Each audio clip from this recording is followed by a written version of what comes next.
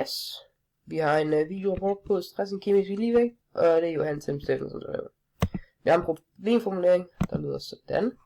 Hvordan opfører en kemisk ligevægtssystem sig, når det udsættes for forskellige typer af indgreb? Og det er overensstemmelse med ligevægtsloven og Le Chateliers princip om, hvordan ligevægtssystemer de håndterer indgreb. Så starter vi vores indstilling af ligevægt, hvor vi brugte de stoffer, hvor vi lavede det mellem jern og thiocyanat. Og der bruger vi jernnitrat, okay, og op til noget kaliumtiocyanat, sådan 0,1 molar, til at lave den ligevægt. Og jeg har lige vist, at lige ved sammenblandingen, der er der en masse jern 3-ioner og thiocyanat-ioner, som så går sammen til den produktet jern-thiocyanat 2+. Og det skal meget hurtigt. Det var lige værd at notere. Det observerede vi. Reaktionsskemaet ser sådan ud, og vores ligevægtsbryg ser sådan ud. Altså med vores produkt oppe i toppen, divideret med vores reaktanter, og det er koncentrationen af det. Og der er ikke nogen, det er ikke ophøjet i noget som helst, fordi at der er ingen koefficienter, der viser det. Så har vi vores indgreb 1. Vores indgreb 1, efter vi havde vist vores jernfarve her, vores thiocyanatfarve her, og vores ligevægtsblanding her, dens farve, så lavede vi nogle indgreb, hvor vi tilsætter noget jern i form af jernnitrat. Og når vi tilsætter jern, så sker der det, at vores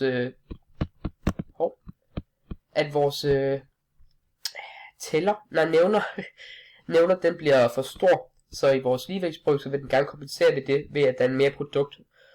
Og Le Chateliers princip, der er det simpelthen bare, at der bliver lavet et indgreb med, at vores venstre side bliver for stor, og så vil den modvirke dette indgreb, og det gør den ved at skabe mere produkt. Det er lidt af et tema i løbet af alt det her. Det kan ses her, ved at vi har vores 333 her, og så bliver der, hopper rundt, og så bliver der tilsat noget jern, og jernet det så modvirke, så bliver der noget mere produkt. Men der kommer så mindre thiocyanat her, så det er også derfor, den har den lidt rødlige og produktfarve med lidt gul ind over det. Det er så ikke hernede med thiocyanat, der er der jo så kraftigere, fordi det er mere thiocyanat. Men her tilføjer vi noget mere kaliumtiocyanat, som lavede thiocyanat fik med. Og det var samme proces med, at vores nævner bliver større, så betyder det, at der skal laves mere produkt.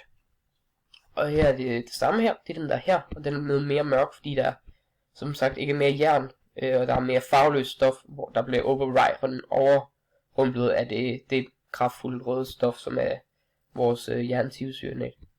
Men ja, thiocyanat kommer til, og det bliver reduceret, og det bliver kompenseret for ved at danne mere produkt ved Chateliers princip.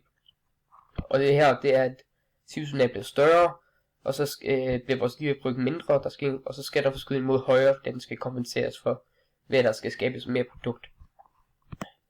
Hvis vi så går videre til indgreb B3, her indsætter vi ascorbinsyre, og der var det meget vigtigt, at vi ikke tilsat for meget. Det gjorde vi så her, men man kan stadig godt se det lidt blålige. Og det som ascorbinsyre gør, det er, at det er en syre, og jern det står på den rigtige side af spændingsrækken, så den reducerer simpelthen jern 3-ioner til jern 2-ioner. Og det er dem, der har den der blålige farve der. Det der skal her med vores, den proces står by the way her. Og hvis du ved, hvad der skal med vores bryg, så det der skal er, der fjernes nogle jern 3-ioner, så vores bryg, den bliver for stor, så send en forskydning mod venstre. Nej. Jo, mod venstre. Ja, der sker en forskydning. Ja, jeg ved ikke hvorfor der sker en forskydning mod venstre. Der kommer til at være mere, fordi der skal nedbrydes produkt. Der sker en forskydning mod venstre, fordi der skal nedbrydes produkt for at Le Chateliers indgreb skal modvirkes. Det er mærkeligt. Det er øvet det flere gange. Jeg ved ikke hvorfor gør det. Så altså der kommer mindre jern, og fordi det indgreb det skal modvirkes, så bliver det nødt til at nedbryde en af produkterne, som vi kan se her. Og det er også derfor der kommer den der meget klare, og så lidt blå, fordi der kommer lidt jern 2. Og der kommer jern thiocyanat, som er farvefrit. Det er det, der sker. Indgreb B4, der tilsætter vi sølvnitrat. Og sølvnitrat, det burde lave en fændingsreaktion med sulfat i vores thiocyanat til den sølvsulfat her. Se her, og det lader vi fra vores forsøg med fændingsreaktioner for lang tid siden. Og det der ser her, eller det tror jeg, er det B4, så det burde. Eller et B3. Men det er et grønt træ, tror jeg. Så altså det der sker her, det er nogle sulfationer, der bliver bundet, så der kan ikke være sølv, altså tivcyanat hernede. Så der skal en forskydning mod venstre, da der skal modvirkes det indgreb ved at nedbryde sådan et produkt til reaktanter. Og det bliver så gjort hernede. Der skal så være et jernion mere der. Det ved jeg ikke, hvorfor jeg ikke har gjort. Så altså vores bryg, den bliver for stor, og det skal modvirkes ved at produktet bliver nedbrudt. Det Chateliers princip bliver modvirket af. Altså, hele Chateliers princip siger også, at det bliver forskudt mod venstre. Men ja, selvfølgelig, de y bliver, you know. Så har vi indgreb B5, og der har vi tilsat fosfationer.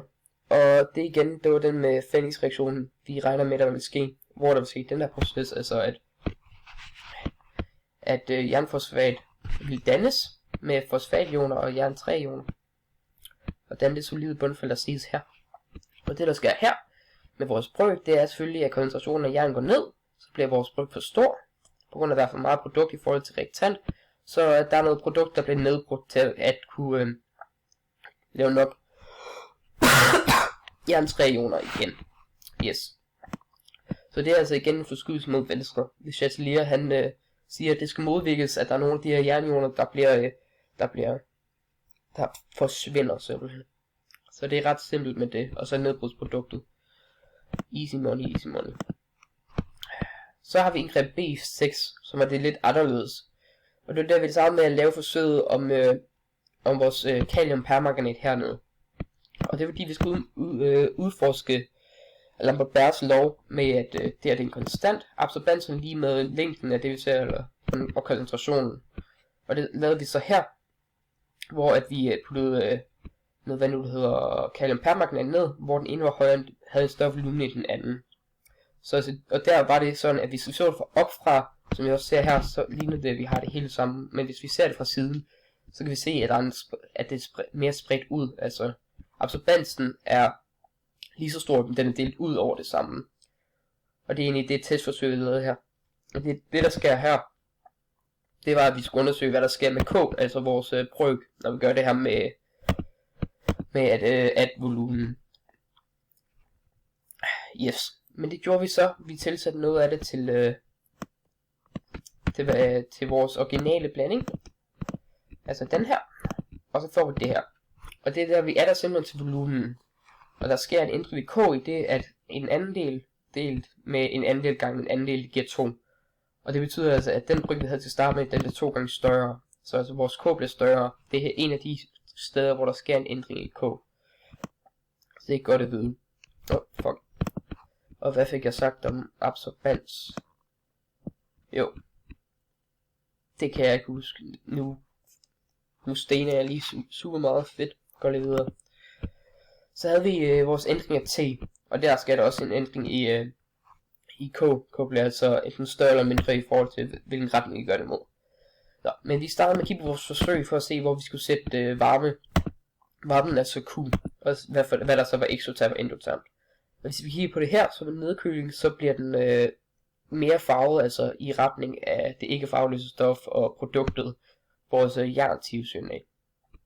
Og det betyder, at det her er den retning, der er eksoterm, så det her Q over skal stå.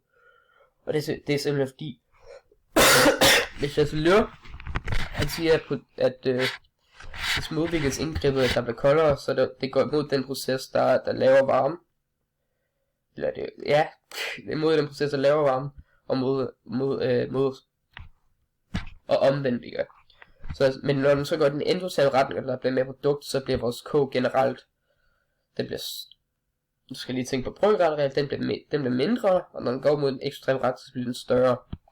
Og det er så det, vi så her i vores billede. Jeg kan lige gøre det større, hør dig, hvis du har lyst til at se det. Og det var med istangen, og det var med varme, med ergo og al den dug, der er der. Vores konklusion, hvad hvis vi viser med alt det her filur, hvis vi går tilbage til vores problemformulering, så ud fra den teori, vi vidste i forvejen med Le Chateliers princip og vores ligevægtslov, så fandt vi ud af, at det faktisk er sådan, at ligevægtssystemer de bevæger sig, når de udsættes for de forskellige indgreb, altså Le Chatelier. Vi fik bevist de fleste ting, og vi kunne forklare dem alle sammen i løbet af vores forsøg. Så altså, vi kan konkludere, at ja, der var en overensstemmelse med ligevægtsloven og Le Chateliers princip. Og så fik vi lavet nogle rigtig pæne tegninger. Og det er jo det vigtigste. Og så fik vi selvfølgelig også lige kigget lidt på Lambert-Bergs lov. Altså at A er lige med en konstant gang i længden af og koncentrationen. Yes.